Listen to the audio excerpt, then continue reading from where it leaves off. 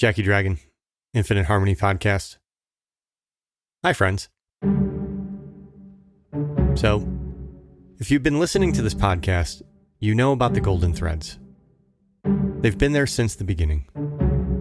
They are the reoccurring, unifying patterns that run through everything we create. The deep strands of meaning that connect. And they aren't just these deliberate motifs, they're living trails.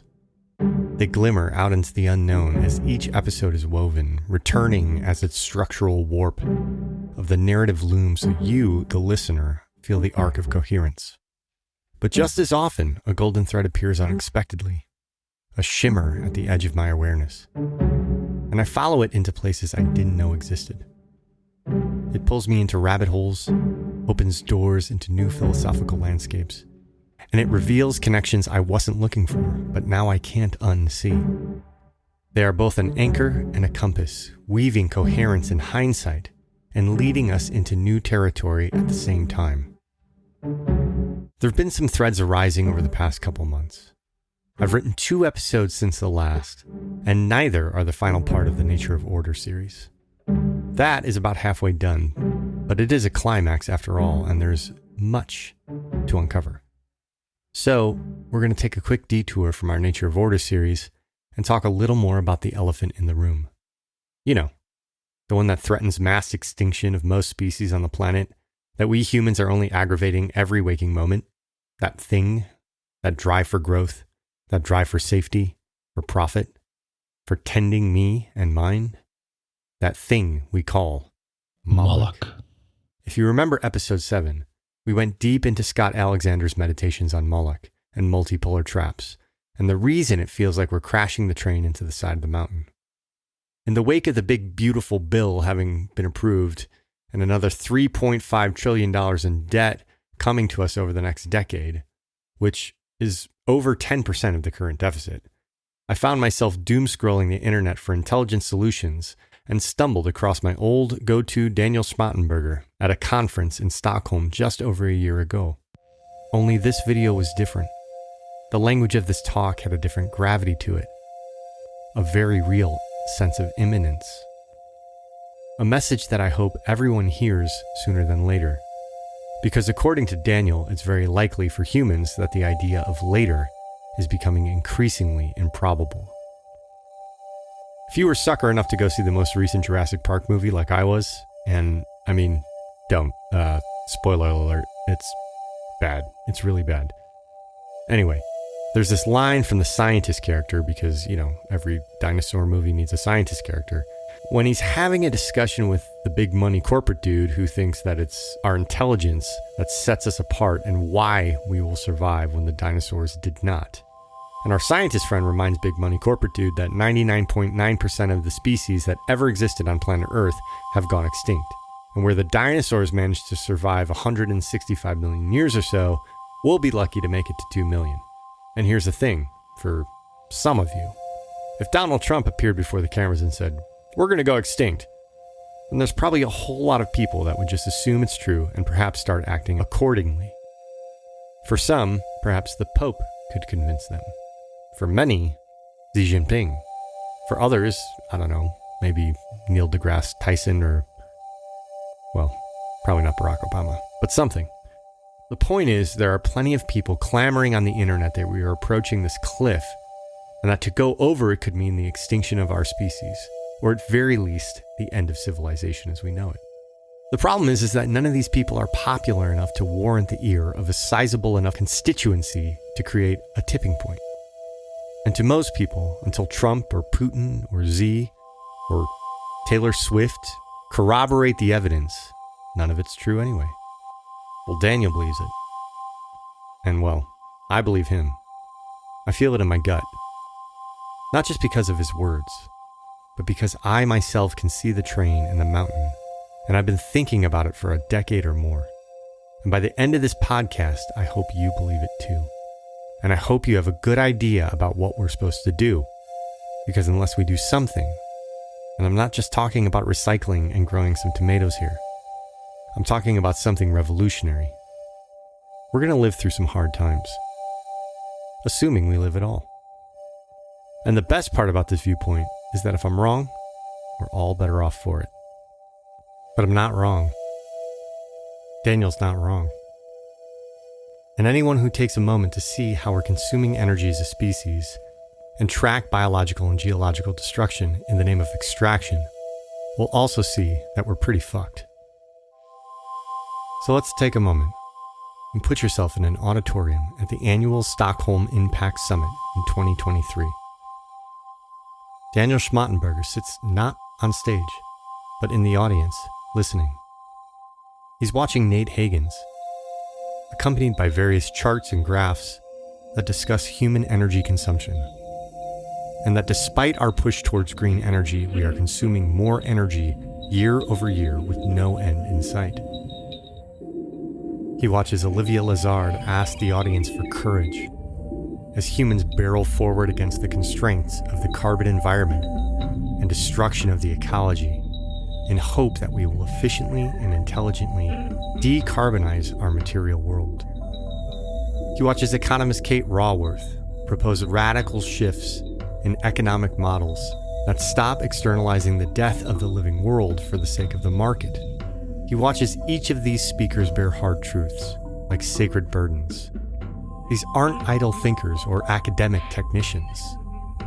They are voices trying to carve coherence from collapse. And as Daniel receives their words, he feels something few dare name: futility. Because what good is revelation in a world that doom scrolls?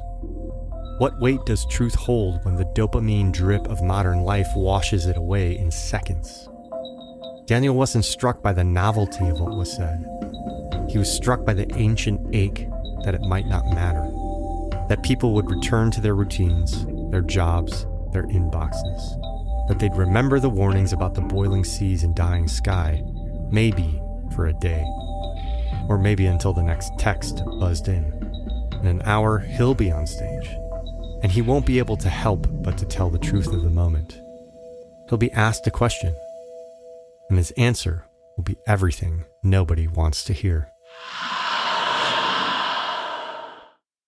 But before we get to Daniel, we're going to talk a bit about Nate Hagens' talk on energy consumption. A friend and contemporary of Daniel's, he will lay out in bare terms the superorganism our civilization has become, and how the market itself is our collective digestive system, and what its insatiable appetite means for our survival. Once again, we'll ask ourselves, what drives the insanity that is our consumption of our precious Mother Earth?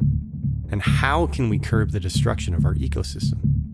Once again, we will look in the mirror, gaze into our own soul, question truly our intelligence and spirit, and open our hearts to the possibilities. Once again, we ask the question, what will it take to wake up before it's too late? Today, on the Infinite Harmony Podcast.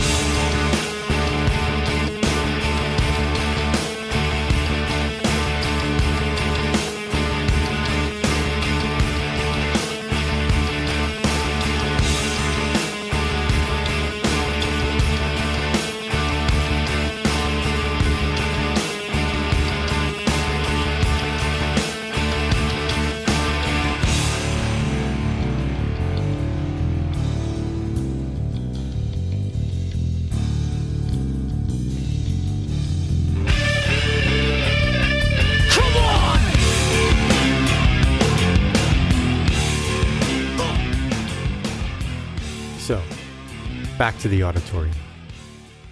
I saw Nate Hagens' talk a few months ago, and it's particularly powerful.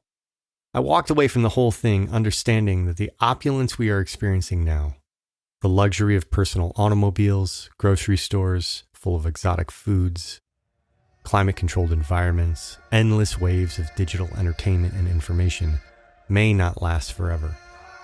That energy, how we're generating it and consuming it, is just a blip in the massive geological timescale of Earth.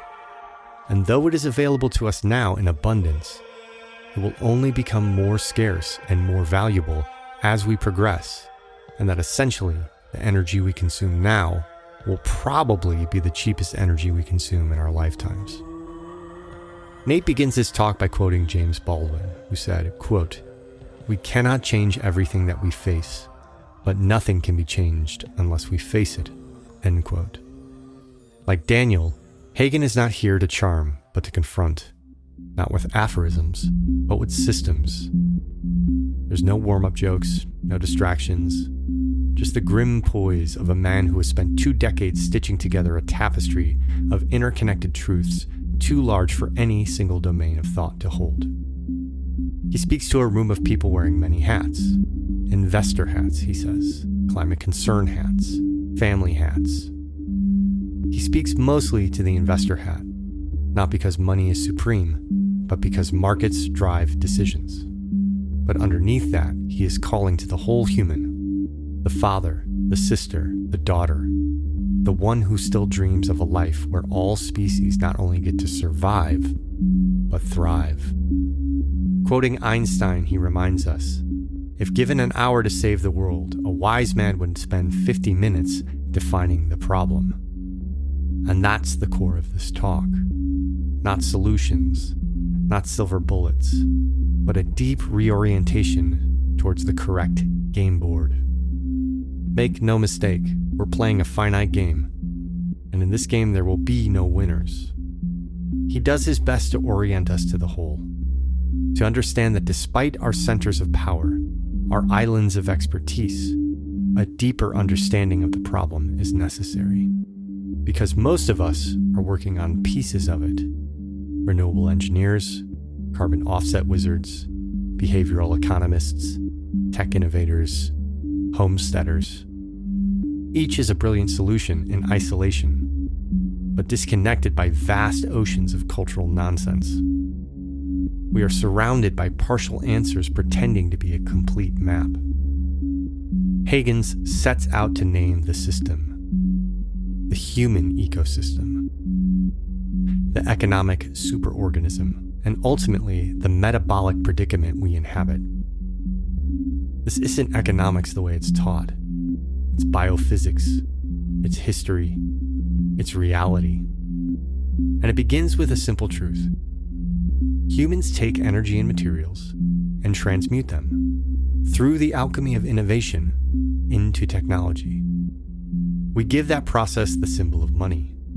But underneath the symbols, the process is clear. We do all this in pursuit of ancient genetic imperatives: survival, love, safety. And in our wake, waste, pollution, loss. So he begins at the source. Not with ideology, not with carbon pricing, but with energy. Because energy is not a variable. It is the variable. It's the currency of life, both ecological and economic. It is the through line of all growth, all comfort, all illusion. And almost no one understands it. So I'm going to focus on energy because most people in our society don't quite understand energy. Energy is the currency of life. It is central in nature and ecosystems, and it's also central in human systems. We need energy at every stage of the economic process to invent, to mine, to process, to manufacture, to deliver, to run, to maintain, to repair, and to dispose of every good in our economic system. Nate has an MBA from the University of Chicago, one of the best. And in the 2 years of training, no one uttered the word energy. Not once, he says. And there is a fundamental truth most economics never touch. Because in the temple of modern economics, energy is treated not by its value, but by its price, its extraction cost. But this accounting is a form of blindness. The standard economic model, this tidy circle of firms and households, supply and demand, it's elegant, self-contained, and it's entirely delusional. It draws no arrows to the sun. It acknowledges no debt to geology. It imagines what fuels the economy is human desire and not diesel. A little poke at Mises, to be sure. But the truth is starker. We have confused dollar price of energy with the real work it does. A barrel of oil is not just $80. It's thousands of hours of physical effort condensed, pressurized and unleashed in machines. And we do not include the cost of its combustion, neither the carbon in the sky, nor the microplastics in our blood, nor for the billions of years it took to form in the Earth's crust. Our system accounts for none of it. If we just consider the labor alone, a barrel of oil, $80, and it does thousands of hours of man labor, that is some cheap labor. So Nate says it plainly. We are energy blind. We're alive during a spike, a geologic anomaly on a vast timeline of life on Earth. Call it the carbon pulse, a singular flare in deep time where fossil sunlight, accumulated over eons, is being burned in a blink. He zooms in. Less than 300 years ago, 99.99% of the Earth's fossil fuel was still in the ground. We are nearing the very top of this pulse, surfing its crest, with all our expectations and institutions inflated by its tailwind. The growth of the last century is not a norm, it is a fever, one that cannot be sustained. Turns out, perhaps, the first true economic boom has never really busted. But when this one busts, well, he shows us the data. U.S. oil peaked in 1970, then declined. Then came the heroic story. We overcame depletion. Drill, baby, drill. But this too is a myth. The increase is not new oil. It's tighter, dirtier, costlier oil. It's deep sea drilling. It's fracking. It's scraping the bottom of the barrel, quite literally. And without this tighter, dirtier oil, the world's oil supply would have declined for over a decade. The red shale layer is the last gasp. Energy production began with the human body. Nate gestures towards a simple calculus of power. On a good day, his own body can do the work of a tenth of a horse. His actual horse, Binga, if properly fed and nudged, can deliver the power of one. His utility vehicle, 45 horses. His truck, with a sip of diesel, delivers the labor of 300. And the jet that brought his audience to Sweden? 100,000 invisible horses pulling steel across the sky. This, he says, is the miracle we've normalized. A single barrel of oil, bought for $80 on an open market, does 11 years of human labor. 1,700 kilowatt hours of embedded power, compared to our daily fraction of a single one. Now multiply that. Our global civilization consumes the energy equivalent of 100 billion barrels of oil and its cousins, coal and gas, every year. That's like adding 500 billion invisible laborers to the 5 billion humans already working. An empire of phantom slaves. And with the phantom slaves comes prosperity, rising wages, falling costs, exploding profits, yet it is fragile. Because energy, respectively at the moment, is remarkably cheap. A modest rise in energy prices dents profits. Double the cost? All the automation we've created begins to wobble. Triple it, losses stack. Suddenly, the once celebrated efficiency is a trap. And this, he warns, is not hypothetical. This is what Europe faced when the war in Ukraine rattled the natural gas markets. This is what the world will face again. The point is that our economic system is built not on ideas or capital, but on borrowed energy from a finite source. Our entire way of life is scaffolded atop a geological inheritance we neither earned nor can replenish. In 500 years, we have grown the scale of human economy 1,000-fold. Not because we became better people, but because we found buried time and burned it.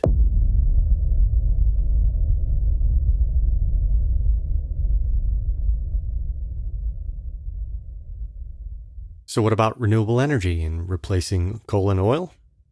Well, at the moment, we're not replacing anything. We're just adding more energy to the system. We're stacking renewables atop our fossil fuels. The more energy we make, the more energy we use.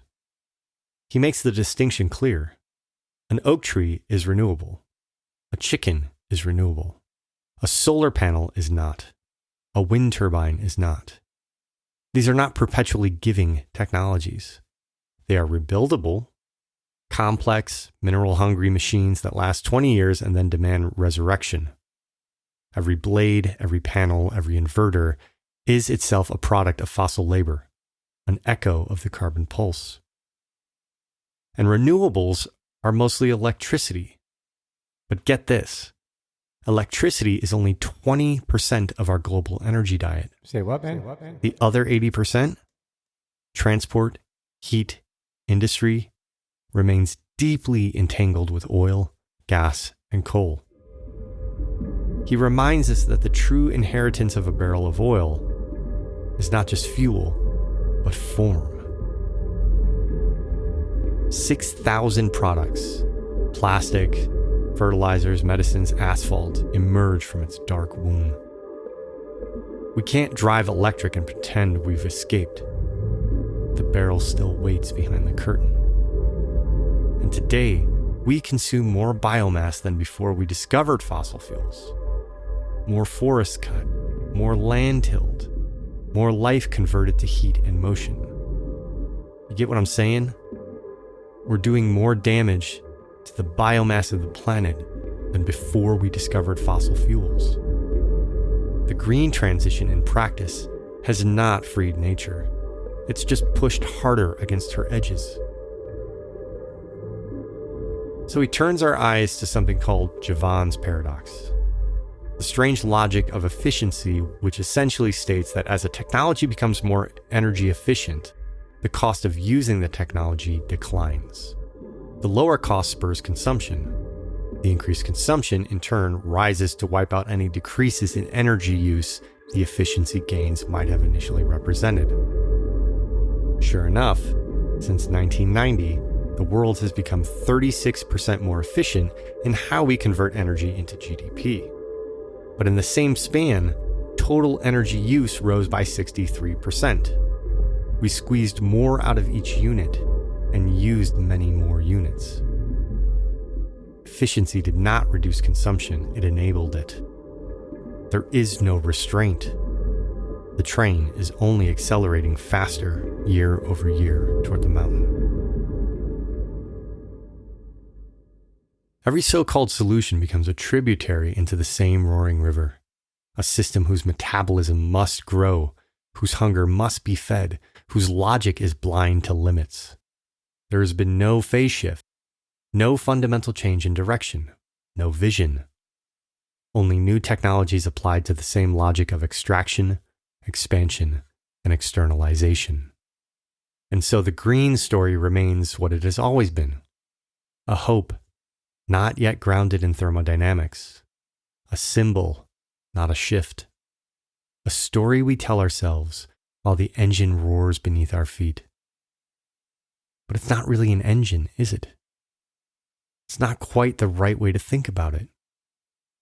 It's a vast organism, unthinking, yet immensely capable, pulsing with power it doesn't understand. It's more like an economic superorganism. Whatever it is, it has a metabolic logic that takes energy and materials, spins them into goods, assigns them value through money, delivers feelings in the form of hormones and neurotransmitters, and leaves behind pollution and waste. Then it repeats every quarter, every fiscal year, every breath of the market. Many of you are aware of climate. Eric just mentioned the biomass issue. Since I've been alive on the planet, we've lost 70% of the populations of Earth's mammals, birds, insect, and fish. We are currently losing insects at 2% a year. We're currently losing, as of last month, the data shows human sperm count is dropping 2% a year. Largely phthalates and endocrine disruptors are the cause. Climate change is not the problem. It is a symptom of a much larger dysfunction, and there are many other environmental impacts that are happening simultaneously with climate. In economics, we are told of circular flows, households, firms, consumption, and wages spinning in this nice, tidy diagram. But the real economy, Nate says, is not circular. It's entropic. It burns. It erodes. It draws down stocks of stored energy and pushes waste into the commons. It has a source, fossil fuels, and a sink, the ecosystem and the atmosphere. And we account for neither. And like Daniel, Nate knows we have mistaken price for value. We treat the cost of extracting energy as its worth, while its true value, the work it performs, the time it saves, is orders of magnitude greater. A barrel of oil can replace years of human labor, but we treat it as a line item on a balance sheet. The miracle is priced like a commodity. This is why the conversation on value is important. This is why we're talking about this before we close our series on the nature of order, on Alexander and Pirsig, on value and aliveness. We desperately need to reorient what we value, because this energy blindness is a cultural affliction, so deep we don't even know we're afflicted. It runs through our institutions, in business schools, in economic policy, in investment models. Energy, the foundation of the entire system, is invisible, an afterthought.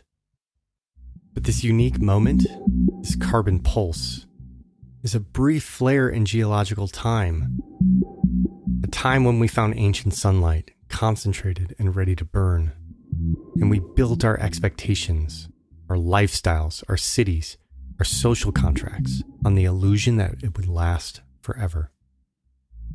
But this moment is not normal. It is not stable. It is a one-time gift from the deep past, and it is ending. What replaces it, he warns, is not yet imagined by our politics or our economics. Because all of our models, all of our plans, were built in the anomaly. This narrow red band of exponential growth and debt-leveraged prosperity. It's like Game B. We can't even fathom it. But guess what? Biology doesn't honor our spreadsheets. The superorganism will feed until the fuel thins, and then it will collapse. Or be transformed. Because the superorganism, it's not evil. It's not plotting. It's not being driven by billionaires or CEOs or central banks. Nate has spoken to all of them. They are enthralled as the rest of us, he says, slaves to the incentive, bound by the logic of returns. As I've always suspected, there's no one driving the train. And yet, it rolls forward, burning forests to feed quarterly growth, careening, as he says, toward Mordor. The question is no longer whether the system is flawed. The question is, can we awaken from within it? Can we make the unconscious conscious? Can we interrupt the spell? Is this what the Buddha was talking about all along? If you've ever wondered why we talk about economics and politics so much on a church podcast, this is why. Because if we don't have a spiritual awakening that breaks the spell of this massive socio-political economic superorganism that has enslaved us, we die. Call it whatever you want. Call it Satan if you must. In order to be saved, we must repent. The hour is late. The fuel is finite. The superorganism is still hungry. But we are still human. And we can still choose. In order to understand economics, we have to understand money. Most people think banks lend out money that they already have from the savers, but that's not really how it works. And now, a brief introduction to fractional reserve economics. If you don't fully grok it, pay attention. This is important. This is how our economy works. Imagine you walk into a bank and deposit $1,000. The bank is required, depending on the reserve requirement, which in the US since COVID has been effectively zero, to keep only a fraction of that deposit in reserve, say 10% in older models, or 0% now. The rest can be loaned out. So your $1,000 becomes $100 in reserve and $900 available for loans. That $900 gets lent to someone who spends it and ends up depositing it in another bank account, which keeps 10%, $90, and loans out the rest, $810. This process repeats itself, expanding the money supply with every iteration. What started out as your $1,000 becomes, through multiple cycles of lending and depositing, around $9,000 in new money. This is called money creation through credit expansion. All, of course, just sitting on the bank's ledger, not actually printed dollars. The majority of the money in circulation is not printed by central banks.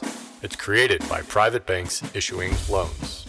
Now here's where interest becomes pivotal. Every one of those loans comes with interest attached. Let's say the original $900 loan must be paid back with $990. That extra $90 doesn't exist in the money supply yet. It will only exist if someone else takes out another loan, somewhere, and injects new money into the system. In other words, money is created as debt, but the amount owed is always more than the amount created. The consequence? There's always more debt in the system than there is money to pay it back. For debts to be repaid with interest, someone else must go into debt. The system depends on continual growth of loans, of money supply, and of economic activity. If that growth stalls, defaults cascade. This is why capitalism in its current form demands perpetual expansion. It's not just greed, it's architecture. So yes, interest-based money creation requires exponential growth to function. When growth slows or stops, defaults must increase unless new forms of money are introduced or the structure of lending is changed.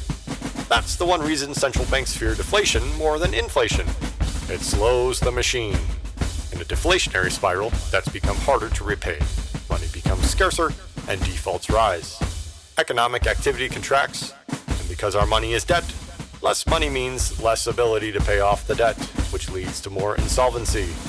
It is a feedback loop of collapse. Never mind the fact that money is just accumulating at the top, not being spent, accruing interest from the bottom 99%. This has been a public service announcement. And now, back to our regularly scheduled program. So, take all of that, and now, consider this. All this money is being added to the economy. But there's no new stuff. I mean, we're making new stuff out of existing stuff. But there's no new land. All the metals that are here are here. We're just more people with more money trying to buy the same thing. And we call this growth. But it's really just a bet on the future, that there will be enough real stuff like energy and materials to match all the promises we've made with all this money we've accumulated. Money isn't wealth. It's just a claim on wealth. It's not the thing. It's the promise of the thing.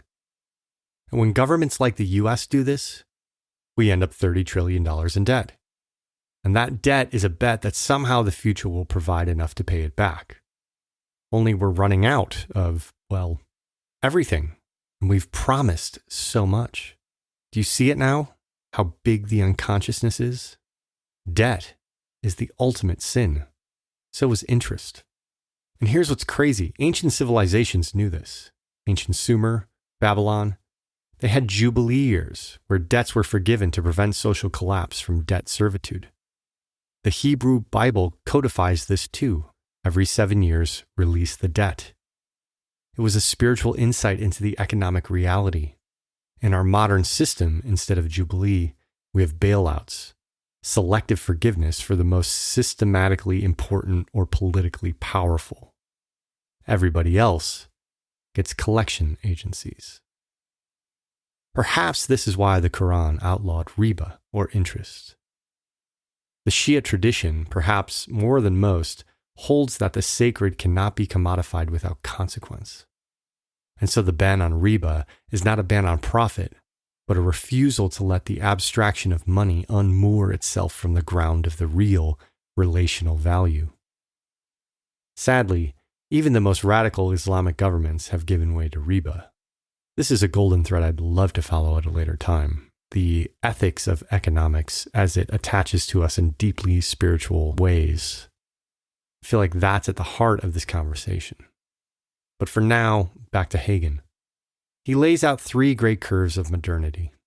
The first is the biogeochemical flow of life: sunlight, rain, soil, renewable, ancient, and limited. The second is the fossil inheritance: stored sunlight mined from the Earth's past, a one-time pulse that fueled the rise of civilization.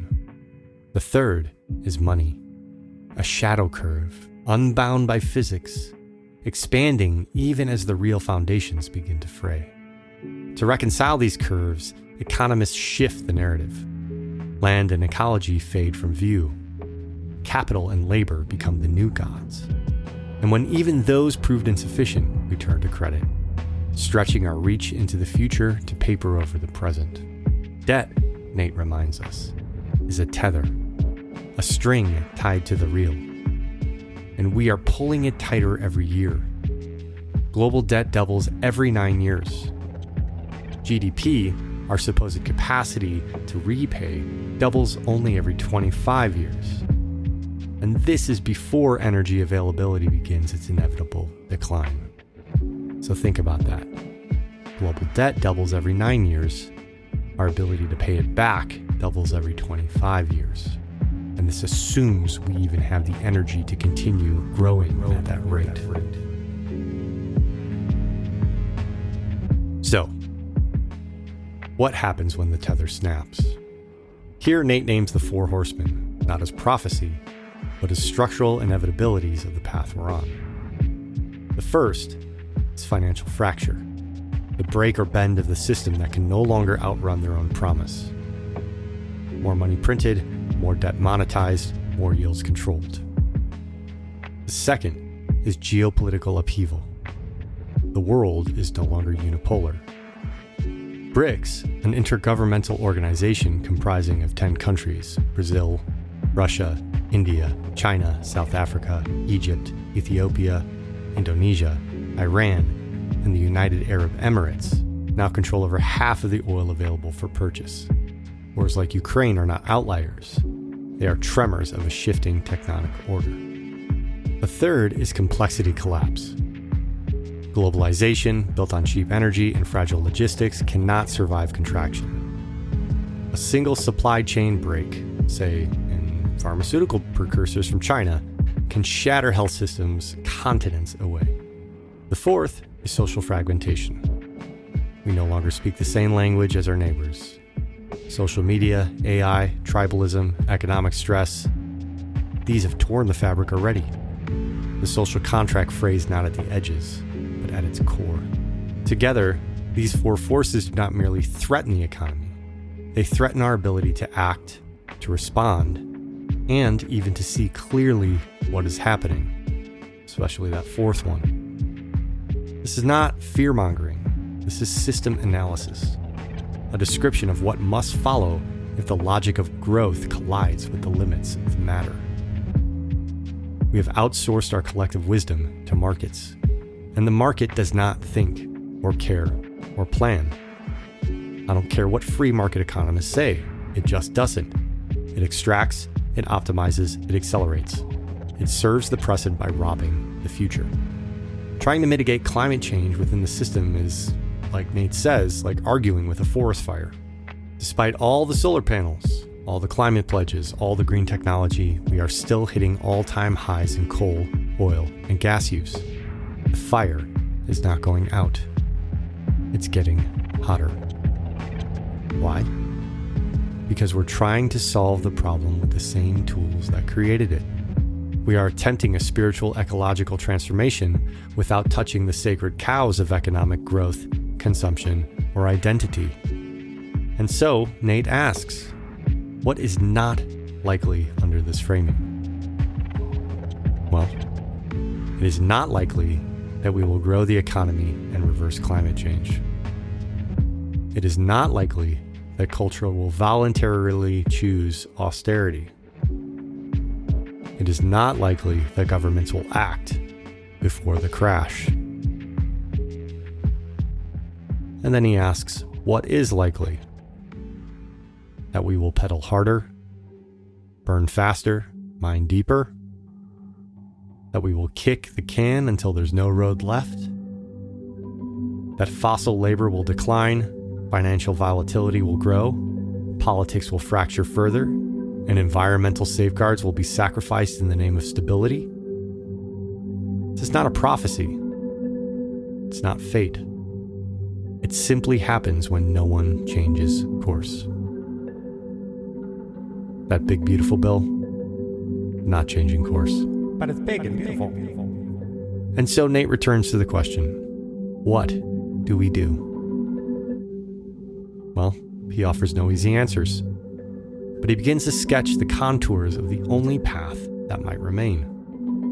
We must understand that money is not wealth, that growth is not progress, that energy is not infinite, at least not in its current form, that civilization in its current form cannot be sustained. And he doesn't say this so that we might start to despair, but so that we might prepare, so that we may choose something else, something wiser, something smaller.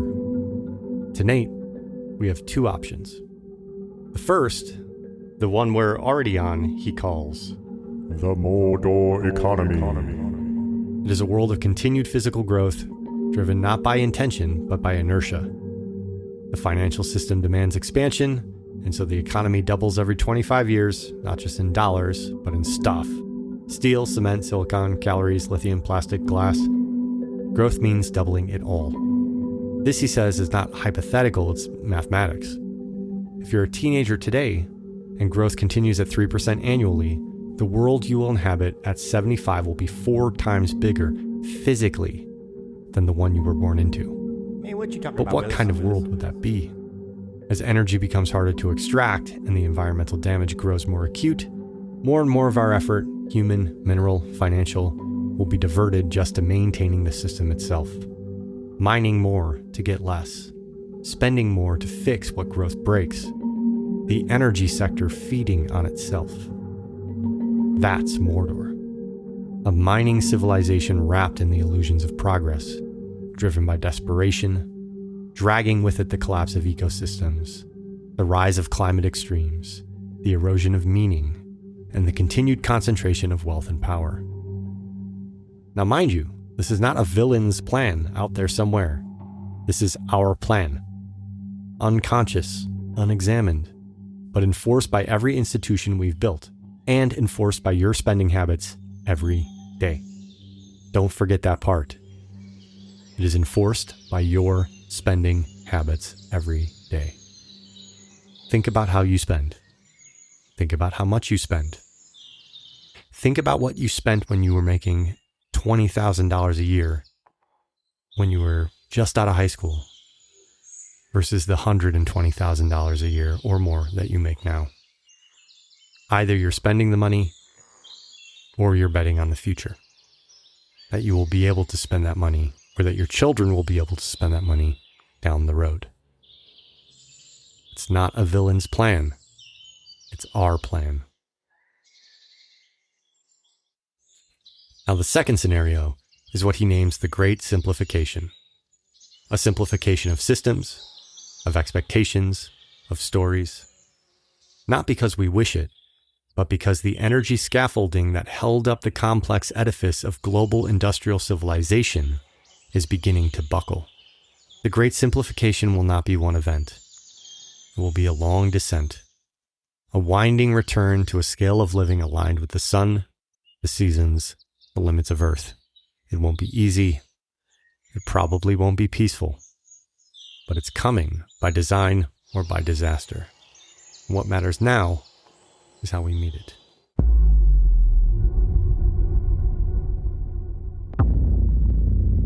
I hope it's apparent to all of you in America that we will not pay back the debt we've created. Not in money, not in energy. The math just doesn't work. The string between financial claims and biophysical reality is stretched to the breaking point. When it snaps, the reckoning will not be in markets. It will be in our lives. And so he names the stakes. Will we choose a bend, a planned simplification, a managed de-escalation of systems and desires? Or will we break? Will we prepare now, while we still can, or wait for the cascade? The four horsemen ride behind both futures, but in one, we recognize them and begin to reckon. In the other, we pretend they don't exist until they kick in the door, until they mow us down with their dark hooves and gleaming swords. The choice is not between utopia and doom. It is between reality and delusion. Between a civilization that learns to live within its means, or one that dies insisting it never had to. And behind that choice is us, the ones alive during the pulse, the ones who can still see, the ones who can still speak, the ones who, perhaps, can still turn. When a system is far from equilibrium, small islands of coherence can shift the entire system. This is why my friend Daniel Schmachtenberger and I are willing and eager to have these conversations in Sweden, in Denmark, in Finland, because this area can act as an island of coherence, given all the attributes that your countries have. I also think New Zealand and Australia have a similar opportunity, but we can't change this at the mothership per se. We need to have pilots and models, and hopefully what I've just outlined will enable you to further this conversation. Thank you very much.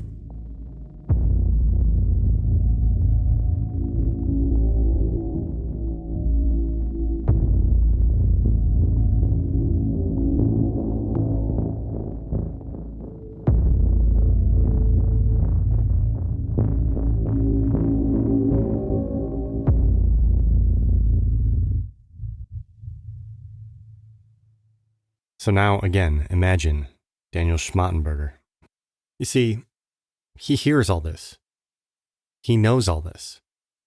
Likely he helped Nate formulate most of these things through strings of conversation. I've heard many humans marvel at Daniel's intelligence. It's almost superhuman, some say. But if you asked him, he would say it's an obligation to embody that intelligence. And I'm telling you, for the first time, it looked to me like even Daniel had lost hope, that even fulfilling this obligation would give us a chance.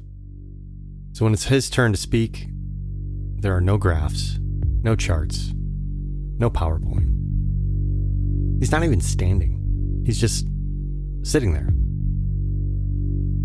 He's introduced by his moderator, the founder of the convention, Nicholas Adalberth, and is asked what he's reflecting on. And Daniel opens the floodgates of dystopia. He says everything he was just thinking, and then some. Now, mind you, this guy's been on Lex Fridman, Joe Rogan, probably 100 different podcasts. And he's just sitting there while, frankly, looking a little heavier than usual, with more beard than a Viking prince, and at times almost struggling for words. Great talks, great ideas today, he says. But none of it matters. He recollects David Bohm and Krishnamurti speaking in the 1980s about a civilization on a self-destruct trajectory. He remembers Bucky Fuller offering a vision of post-war planetary cooperation. Every one of them spoke earnestly and with urgency. Every one of them was right, and still the trend lines remain unchanged, like the rails laid for a train that cannot stop. And straight out the gate, he goes to the heart of the matter, the ethics of it all. He invokes Nuremberg, the Nazis on trial for unthinkable crimes. Many had stopped believing in the cause long before the atrocities peaked. Most admitted they had known it was wrong. And yet, when asked if they tried to stop, the answer was no. Officers' orders, they said. I had no choice. Daniel brought that to this moment, not as history, but as prophecy. Because the same story lives on, translated into the language of markets and algorithms, the language of compliance, of silent complicity. He invokes Tibet before Mao's invasion, a civilization not perfect, but rich in interior life and reverence for sentience. It was extinguished not by failure, but by force. Its wisdom did not save it from an empire armed with tanks and dogma. And so Daniel cautioned against our romanticism. Inner depth alone is not a shield. He invokes the genocide of indigenous peoples of North America, not as a relic, but as the foundation of a modern nation-state. Modern democracy, he reminds us, was built atop the bones of 100 million lives and the backs of enslaved peoples. The exponential curve of destruction we fear now, carbon emissions, species loss, biosphere collapse, began long ago. That curve is not just nearing its steep ascent. The great forgetting is not new. It is the default state of empire. And he asks us quietly, with fire, what does it take for any of this to matter? What does it take for knowing to become doing? Because the people who burned the libraries and sacred forests, who executed monks and leveled temples were not demons. They were men who once had been boys, who loved their children, who prayed in their own way, until the machine called them forward. This is not about the evil few. It's about the ordinary many. And Daniel, sitting there, spoke to this recognition that most of us, even here, right here in the audience, will likely walk out the door and resume the patterns that are killing the world. Not because we're bad, but because we are embedded in a system that erases memory, that dilutes will, that exhausts soul. What does it take? Not for us to know, but to care enough to act. Because truth without embodiment is a kind of moral pornography. It leaves us aroused with insight and impotent in practice. This is his answer to the first question, simply, what is he reflecting on? After that, he shares a story, not of the distant past, but of a recent phone call. A friend, seasoned in global public health, someone who danced the halls of the United Nations with him and played chess with governments, had joined their work on AI and synthetic biology risk. Now, this is a good man, a good friend, sincere, trained in the noble illusions of institutional efficiency. On this phone call, they discuss new frontiers of risk, artificial intelligence, synthetic biology, risks that flicker into being like lightning. Daniel reminds him, the industrial age gave us smokestacks and sea rise, but the digital age gives us something more volatile. Language models that speak like gods, neural networks that don't sleep, DNA printers that can replicate a virus more efficiently than evolution ever could.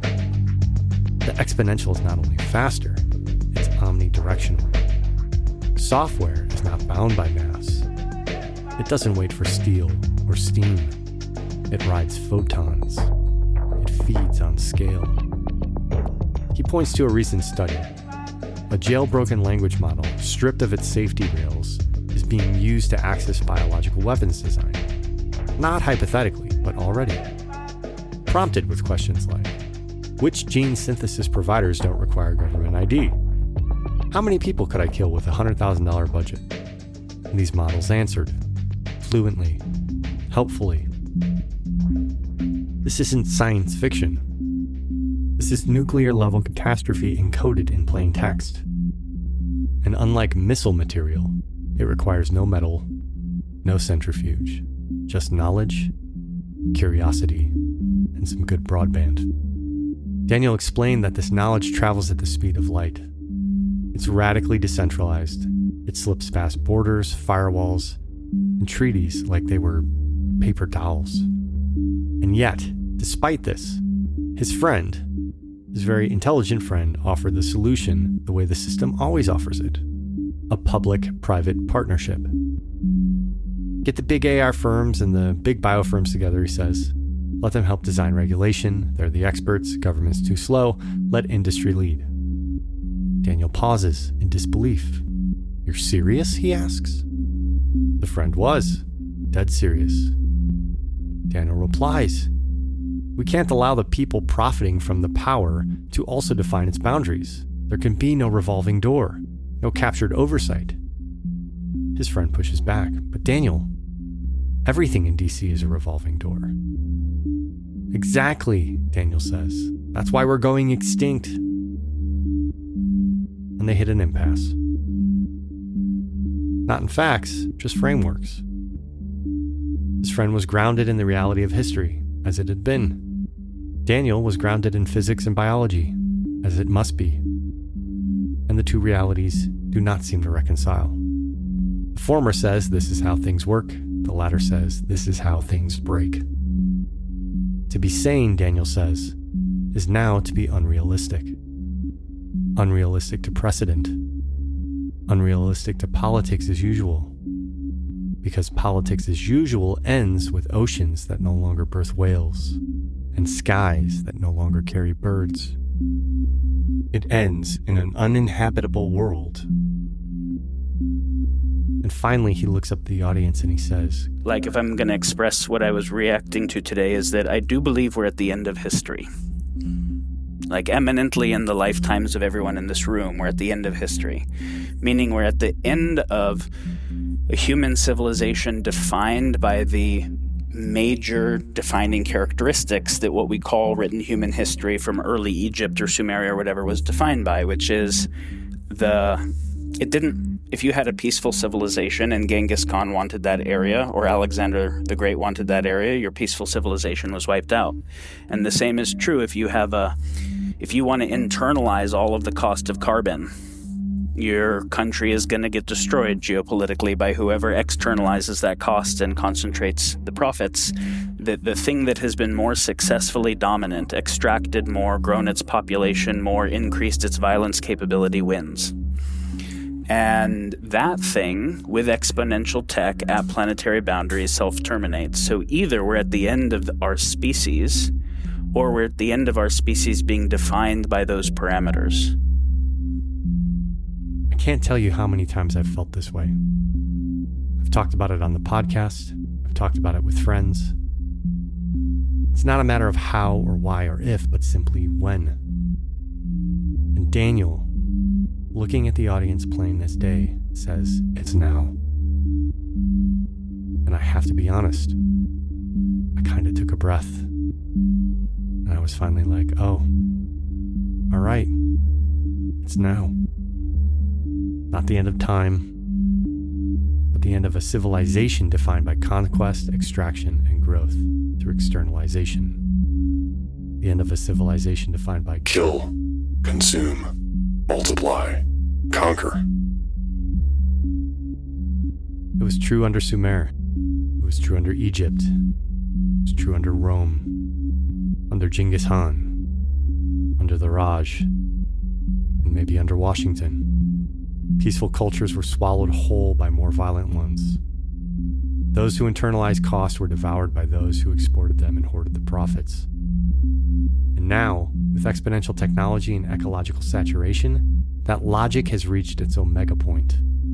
The game, if continued, ends with no players. The finite game self-implodes, and the infinite game continues elsewhere in the galaxy, likely without humans. So, he says, either we're at the end of our species, or at the end of our species being defined by conquest, growth, and indifference to consequence. There is no third door. And so, like Nate, Daniel says, we must make a different kind of end. An end to that story. A death of the dominator code. A refusal, finally, to worship the logic of winners and wealth. Because what comes next is either collapse or metamorphosis. There is no tech fix. There is no safe gradualism. There's only a turning, radical and systemic. And it begins with the most dangerous sentence in the world. I had no choice.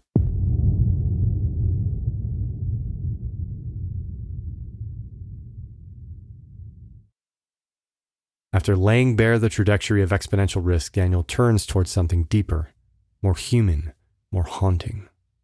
He goes back to the war crime trials at Nuremberg, to the image of the bureaucrat with blood on his conscience and a shrug on his soul. Men who had stopped believing in the cause but still followed orders. Men who knew what they were doing was monstrous, but did it anyway, because they told themselves they had no choice. because they'd already handed over the part of themselves that could say no. And it's not like he's invoking Nuremberg to accuse us. He's not reaching for shock value here. He's speaking to pattern recognition. He's saying this is what humans do when the system gets too big, too fast, and too abstract. When orders flow down like rain and the ground no longer feels real. Most of the atrocities we associate with monsters were carried out by ordinary people. Not by Hitler or Genghis Khan alone, but by millions of otherwise moral individuals swept up in structures they did not design. But they did not resist either. And then Daniel looks to the audience and asks us, quietly, devastatingly, I don't want people to think about how to make Sweden regenerative. I want people to think about what it would take to turn the entire arc of humanity, factoring what is currently driving it, and that everything else that you could do doesn't matter at all, because the end of the possibility space of all meaningful human activities is immanent if we don't do that.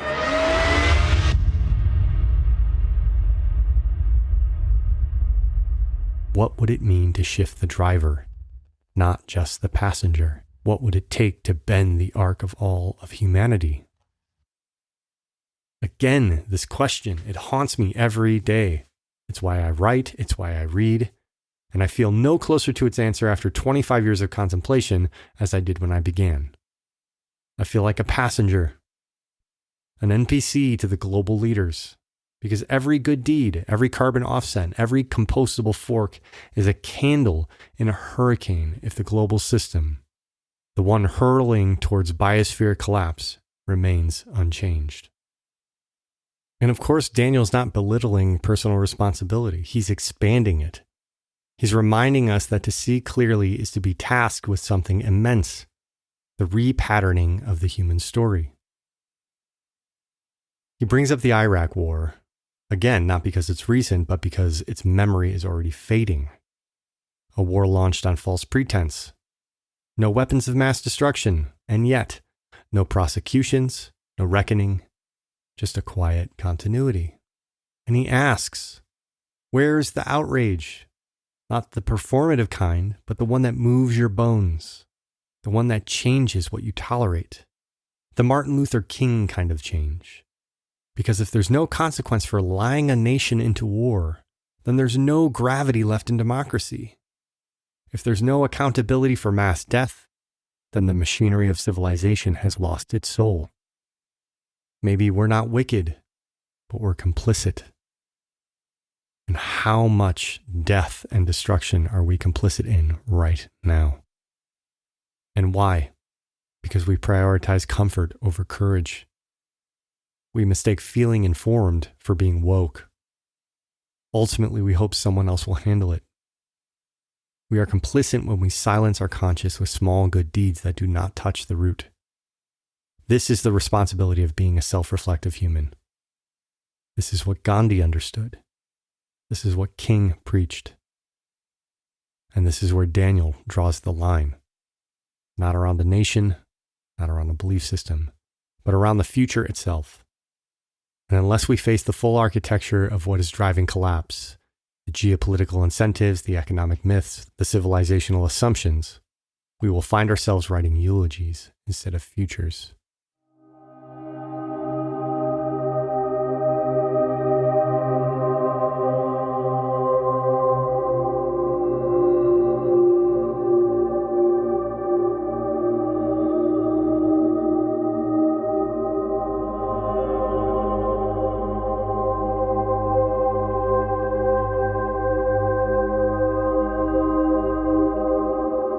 He's not asking us to save Earth in an afternoon. He's asking us to stop pretending that anything less than everything is required. He's asking us to imagine what it would take not to feel better, or to delay the inevitable, but to interrupt the pattern so thoroughly that a new story could emerge.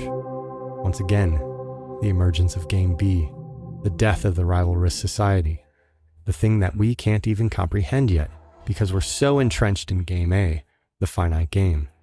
The infinite game is a story not built on conquest, not built on GDP, not built on obedience, but built on the radical sanctity of life and the courage to serve it at the cost of our illusions. As the dialogue deepens, Daniel shifts the lens from personal complicity to planetary architecture. Not just of individuals and choices, but of systems and their inertia, of war and markets as the two faces of the same God. Nate laid out the foundation of our desire as humans. Daniel lays bare the weapons we've cultivated to achieve those desires. He says, we cannot understand the ecological crisis without understanding conflict. Because the engines of war did not stall with World War II. They evolved. They dressed in suits and entered boardrooms. They migrated into algorithms and trade routes. War, he said, is not gone, it's simply disguised. We study history by its wars for a reason. War is not an anomaly. It is the shaping force, and now markets have become its shadow twin. Both are methods of growth. Both are tools of control. Both are technologies of extraction. Kinetic war is the old grammar, bombs, borders, soldiers, but economic war is its refined sibling, sanctions, subsidies, debt traps, digital surveillance, narrative manipulation, Moloch. And still, beneath both, is the same architecture, rivalry, domination, control of resources. Kill, consume, multiply, conquer. There's this classic quote by von Clausewitz, who said, "War is politics by other means." Daniel extends it. He says war is economics by other means. Politics, markets, and militaries all woven into one machine, a megastructure that ensures that someone will always have more and others will always serve. Take Costa Rica, he says, an outlier. No military, no extractable reserves to exploit, no major choke points like the Panama Canal. Because of this, it can live light. But for most nations, the need to defend resources or to acquire them is embedded in the very logic of sovereignty. The turning point, of course, was World War II, a moment in history where we gained the capacity not only to destroy cities, but the biosphere itself. And we nearly did. After the war, architects of civilization looked into the nuclear abyss and asked, how can we avoid this again? Sadly, the answer was not spiritual. It was logistical. Globalization. Interlink everything, they said. Tie every nation's economy together. Make war inconvenient.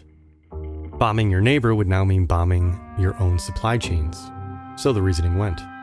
Peace would emerge not from a morality, but from a mutual dependency. And to some extent this worked. For 75 years, the superpowers avoided direct kinetic war. Proxy wars, sure. And yeah, the global south burned. The earth was definitely plundered. But the superpowers stayed in a standoff, interlaced through trade, through financial systems, through a thin thread of globalization. But as we know, this too was a bargain with the devil. Because that interdependence came at a cost. It required radical complexity, fragile chains of production stretched across oceans, hyper-financialization, monocultures of consumption. And when COVID came, it all trembled. Fertilizers couldn't move, locusts swarmed, crops failed. The myth of global resilience cracked. Globalization was not peace, it was just delay. And underneath, the same logic thrived. Grow or die, consume or collapse. Get this, the exponential rise in population, from 2 billion at World War II's end to 8 billion now, was part of the design. It was the collateral consequence of the post-war plan. To keep the economy growing, to keep nuclear war at bay through shared interest. We had to increase the population in order to increase the GDP. And in doing so, we built the machinery for biospheric collapse. We'd 100x'd our resource use. We normalized planetary debt.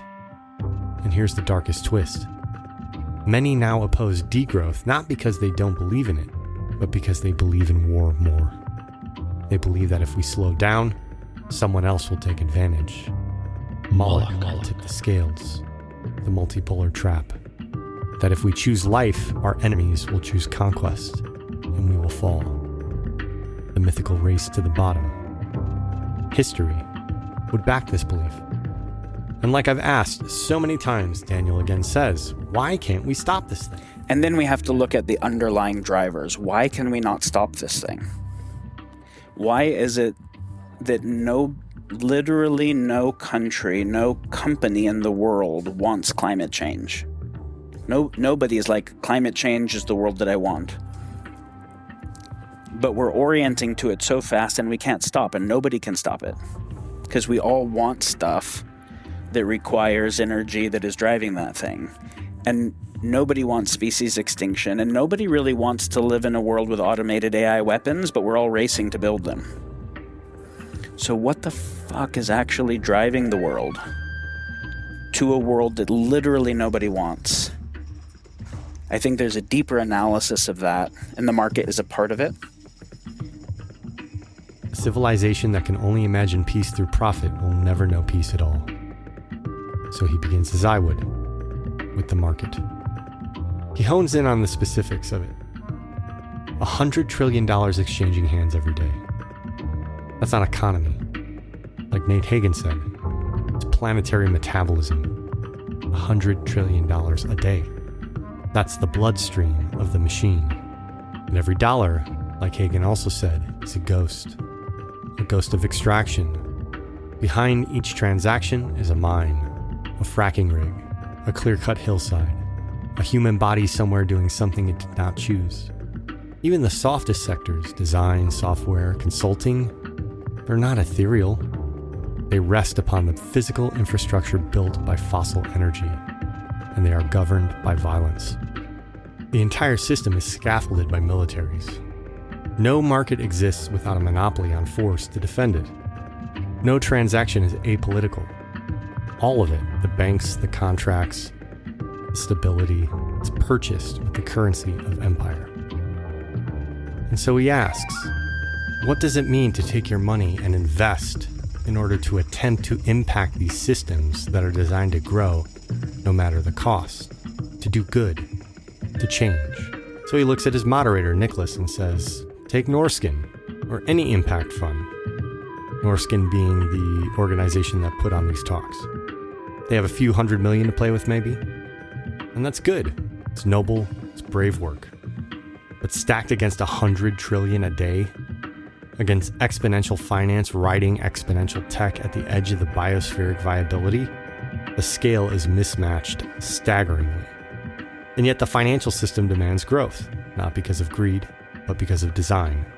Because money is lent with interest, and interest compounds. That compounding curve is now embedded into every spreadsheet, every forecast, every budget. So even if population stabilizes, he said, even if we consume less per person, the system still requires more. More GDP, more throughput, more sacrifice.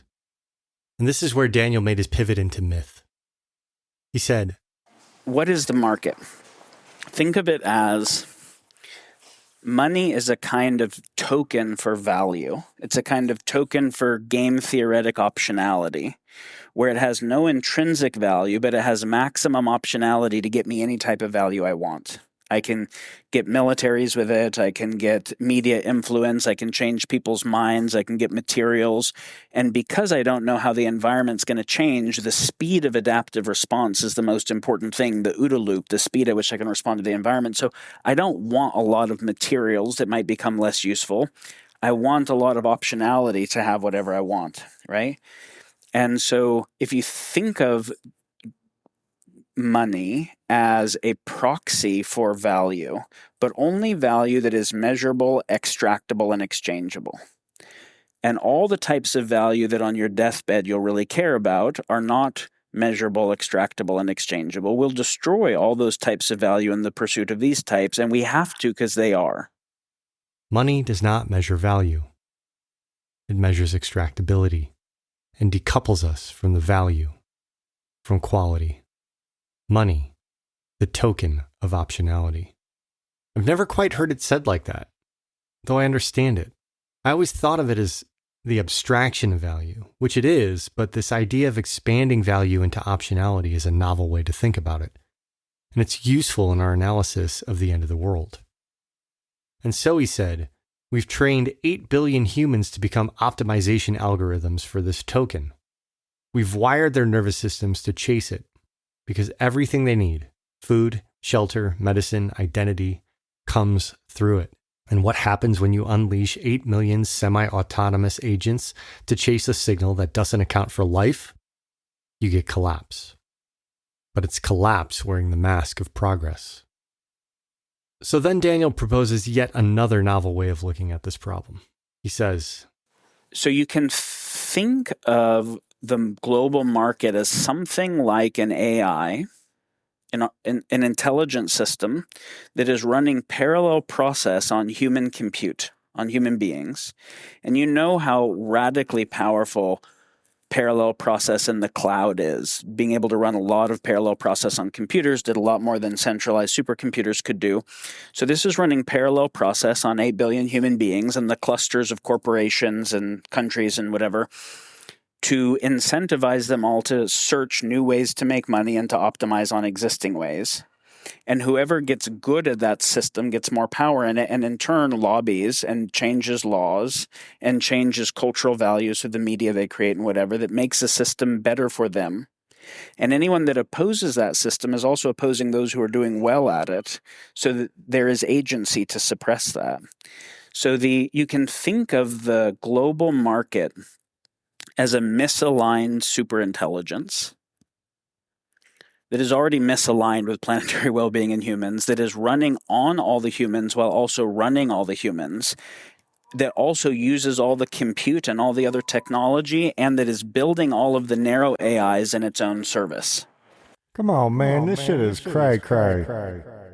whoever gets better at this system gets more power and can change laws, influence media, create values that further their success in that system. And anyone who opposes that system is now opposing the people who are thriving in it. And so the system becomes self-reinforcing. Anyone who challenges it threatens those who benefit from it. And those beneficiaries, consciously or not, suppress dissent. Through regulation, through censorship, through narrative warfare. It fills the sense-making environment with enough noise that no one can truly determine the signal. Sound familiar? So the market, Daniel said, is no longer a tool. It's a god. An invisible deity with embedded growth obligations and no capacity for mercy. It truly is Moloch. A hive mind with an appetite and no consciousness. And this god is misaligned. Not malicious, just blind. Blind to biodiversity, blind to childhood, blind to grief and mystery and song. It is myopic. It's Nick Bostrom's paperclip maximizer. It builds all our technologies. It trains all of our AIs. It governs all of our choices. And it has no concept of enough. In this way, Daniel remarks, it's already taken over humanity. And so, Daniel concludes, that thing has to die. That thing has to die or the biosphere will die. But it's not actually animate.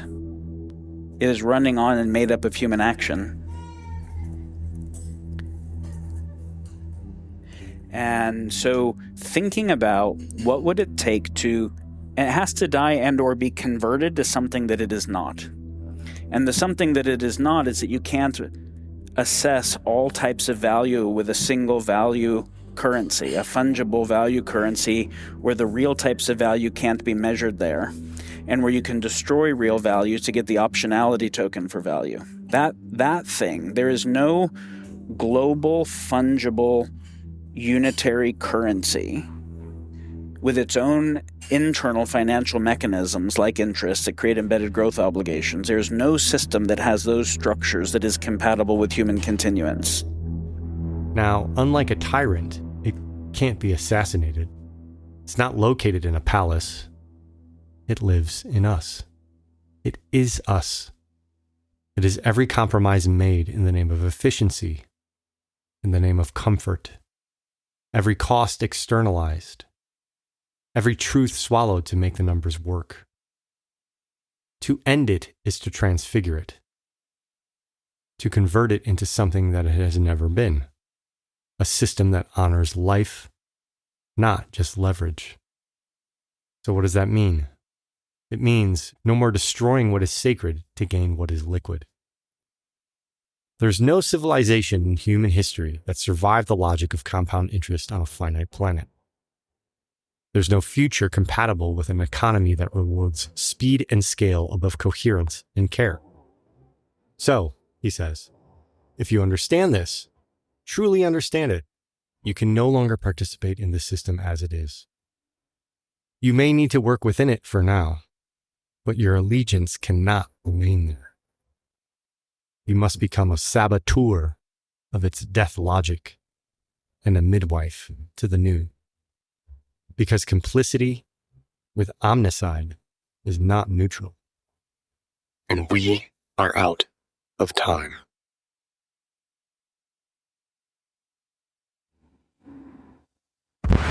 So what you got to say to that, Instagram influencer, huh? Spiritual warrior? Certified shaman? Huh? Look, we all use money. We all participate in the market every day. We are all complicit. We are all found guilty in the name of universal law. Well, except for maybe Paul Greenfield. I mean, even he's got to be doing something to pay that cell phone bill to get those Instagram posts up, right? I've said this to everyone I know in some shape or form over the last 5 years. We're all part of the problem on a very fundamental level, all pretending we care, myself included. And Daniel is reminding everyone in that room, everyone watching the video, everyone who thinks that they are making a difference, that it's not nearly enough. And that we might just consider that we're mostly full of shit if we think we're helping solve the problem. Feel free to comment in the forum why you're not full of shit. Happy to hear. So at this point, you can imagine the mood in the room. Paralyzed, perhaps. And there Daniel sits, ushering us into this trembling space between catastrophe and possibility. And finally, he begins to speak the language of response.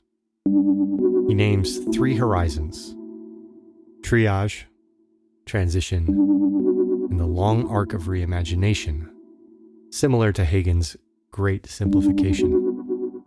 But first comes the triage. So Daniel says we're already past the tipping points. We're not waiting for the cliff. We have fallen off it.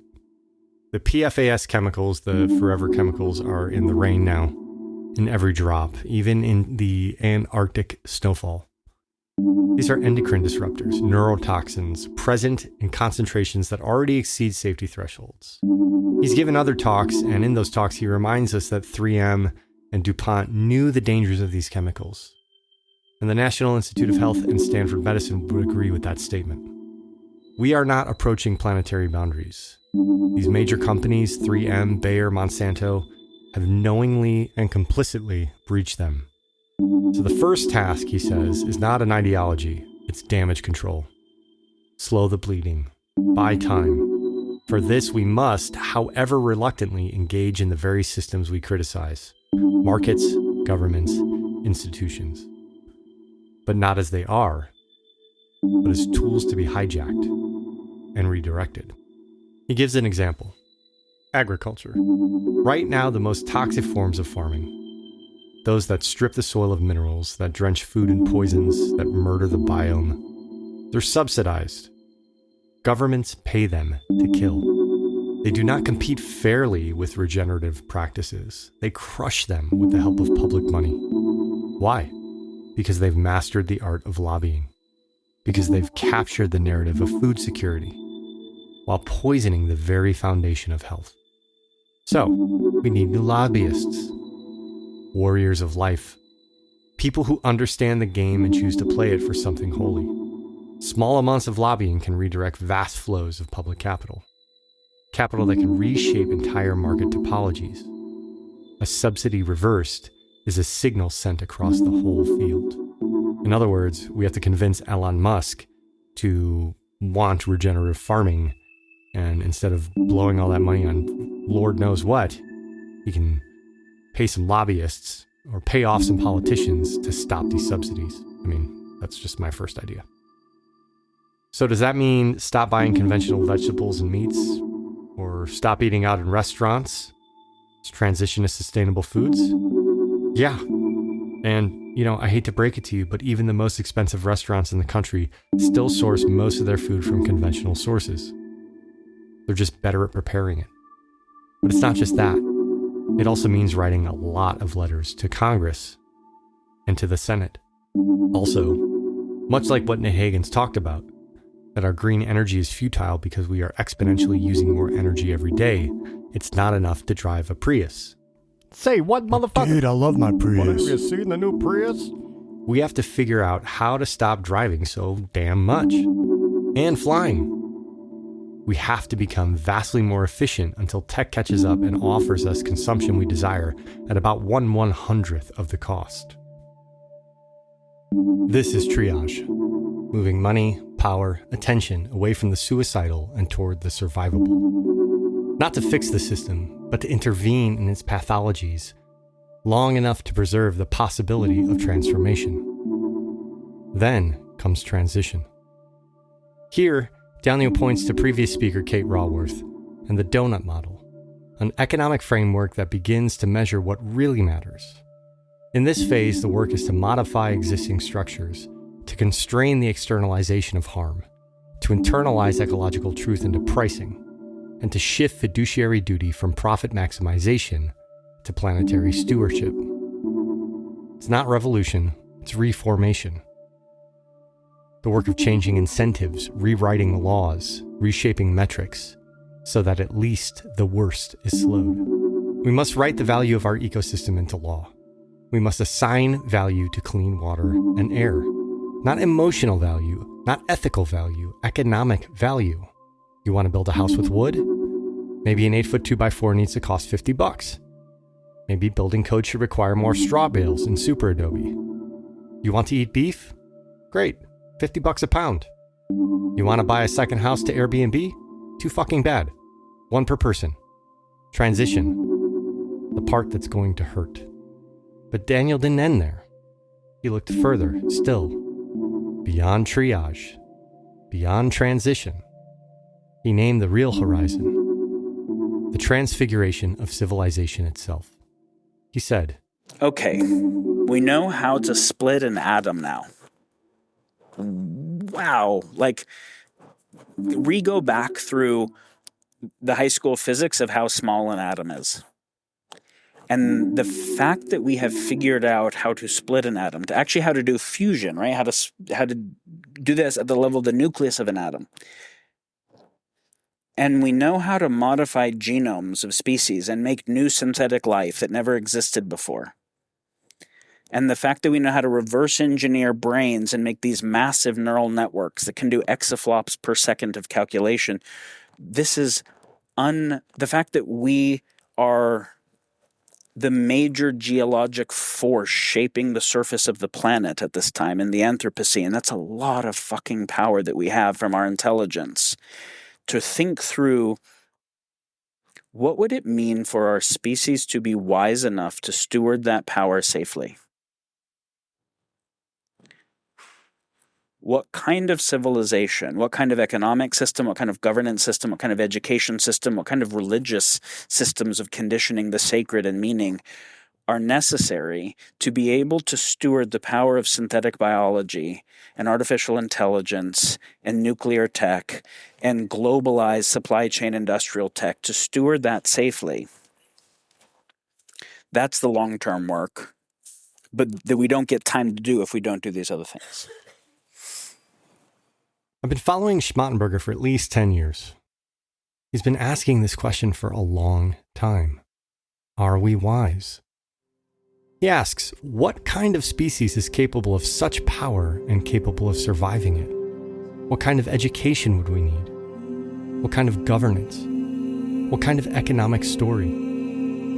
Because nothing short of a new story of the sacred will suffice. We must evolve institutions that can steward nuclear power, AI, synthetic biology, not just for utility, but with reverence. That requires more than intelligence. It requires soul. We will definitely need religions, but not of dogma, of awe. We will need governance, not of power, but of service. We will need education, not for productivity, but for planetary care. We will need economics, not as math, but as ecology. And we'll definitely need a new anthropology, a new story of what it means to be human, not as a conqueror, not as a consumer, but a node in a vast web of becoming. He calls this the long arc, the arc that begins now, but ends where we know not. But, and here he was unequivocal, we do not get to do that work if we fail the triage today. We do not get to dream if we do not stabilize the hemorrhage.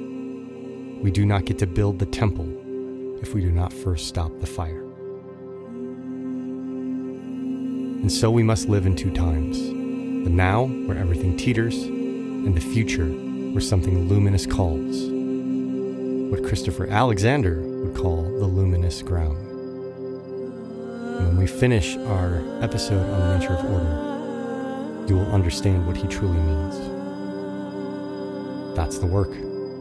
To tend the wound with one hand, and with the other, write the myth of what might yet be. By the end of his offering, Daniel did not leave us in abstraction. He brought us back to the heart. Not the sentimental one, but the broken one, the true one, the one that knows what it means to love a world on fire. Someone in the audience asked him, how do you not become depressed when you see all of this clearly? And Daniel, without flinching, said, I think people should let themselves become depressed. I think if they are not, they're so schismed inside, it's hard to even think of people as humans. If you can know the reality of what's happening in factory farms and just be stoked. It's not my problem. If you can know how many kids are in the sex trade globally, if you can know what the destruction of species looks like and you aren't depressed, there's something really wrong with you. But the reason you're depressed, if you let yourself be, the reason that you might not be is because you won't let yourself be. Either you're actually an obligate sociopath that just can't feel shit, or you won't let yourself be because it's overwhelming and you don't know what to do with that. Trust that. Let yourself go there anyways. And then recognize that the reason you're depressed is not just what it means for you, but because you love animals. And the animals that are being destroyed are not that different than your dog.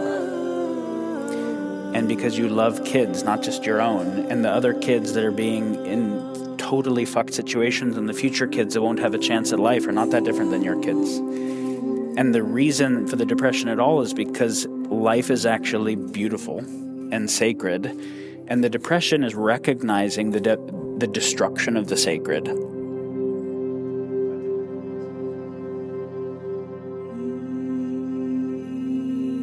Let the grief come like a flood.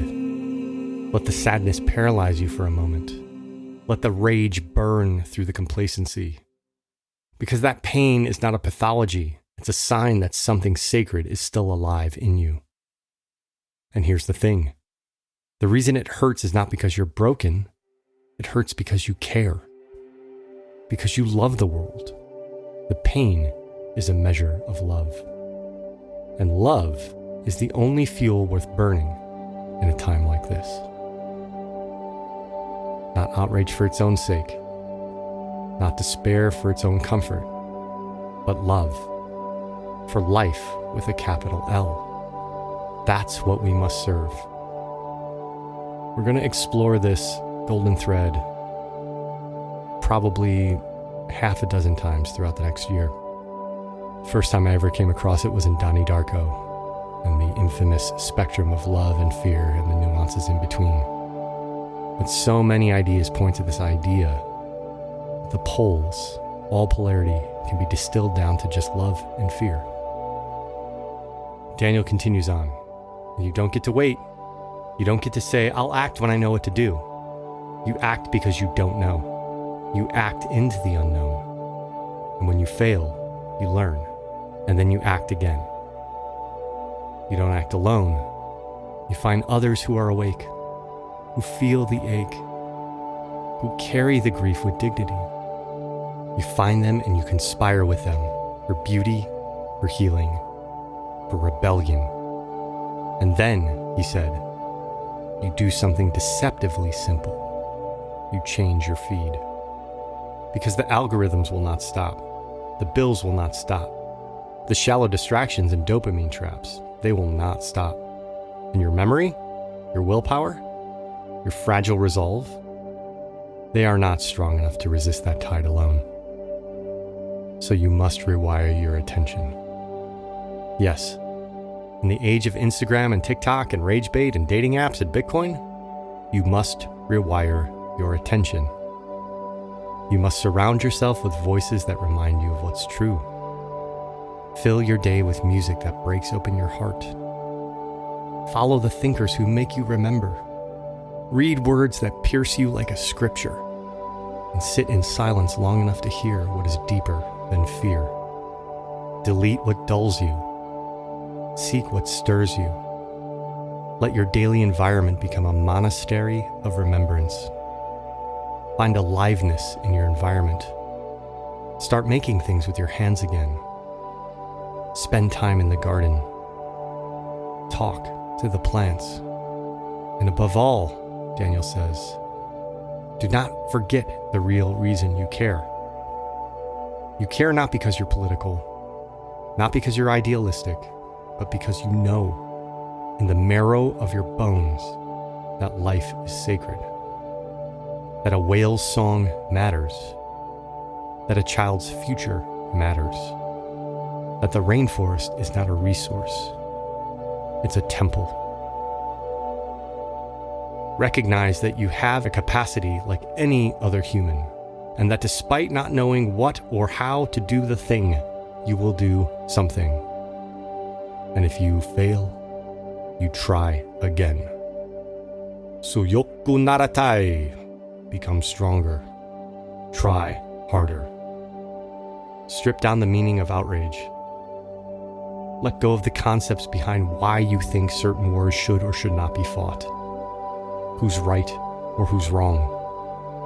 What degree of personal expression you think you have the right to? How much money you think you deserve?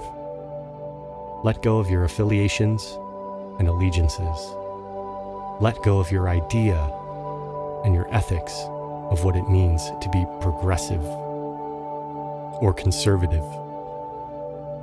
Turn your heart toward your love of life, pure and simple.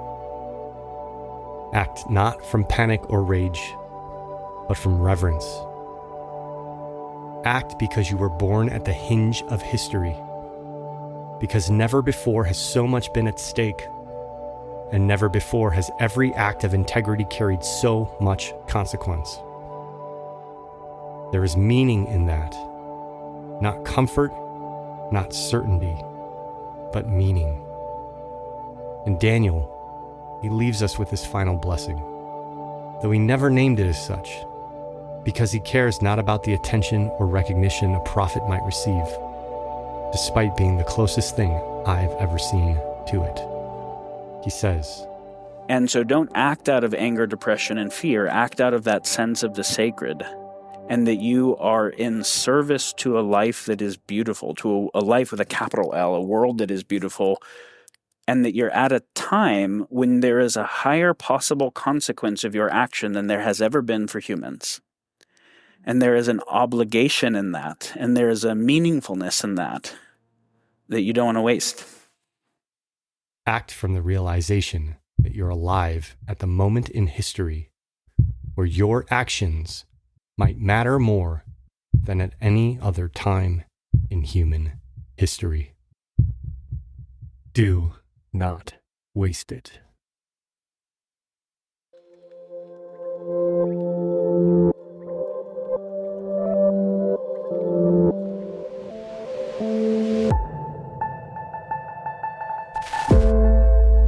Thanks for listening.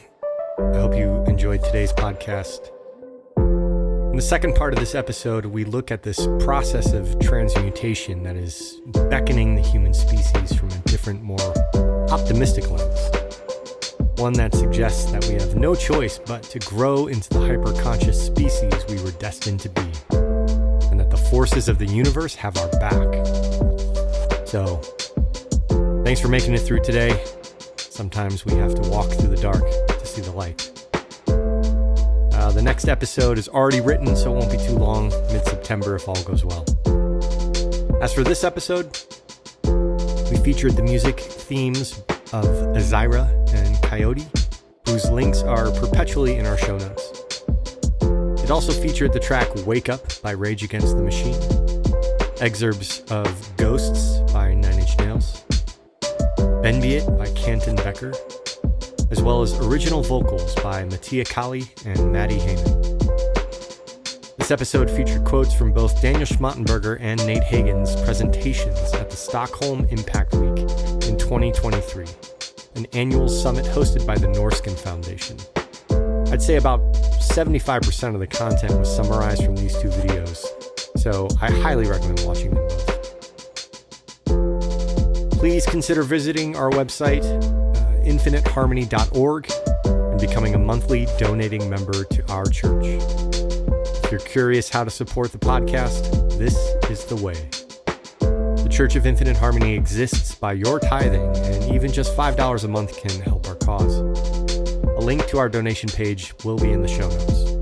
Also, don't forget, we have a forum, also included on our website, where you can ask questions about the episodes or write your own reflections. Please check it out. Again, that's infiniteharmony.org. Alrighty, until next time. Peace.